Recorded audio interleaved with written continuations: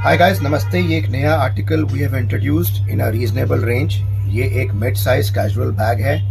ये इसके overall dimensions हैं। This is very good for your casual and day to day use. Size की बात करूँ तो साइज इज़ वेरी रीजनेबल। ये इसका अंदर का सेक्शन है। It has got a middle partition, back pocket. ये बैग एक स्लिंग के साथ आता है और इसका जो कलर टेक्सचर है that is very neutral, which can run with anything what you wear. ये पहला आर्टिकल है व्हाट वी हैव इंट्रोड्यूस्ड, और इसका जो दूसरा article what we have introduced is this. इनकी रेंज की बात करूं तो this will cost you 890 only. इन दोनों बैग्स की जो रेंज है दैट इज 890।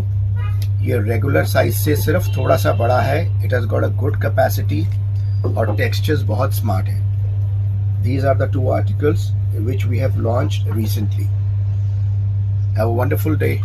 Take care.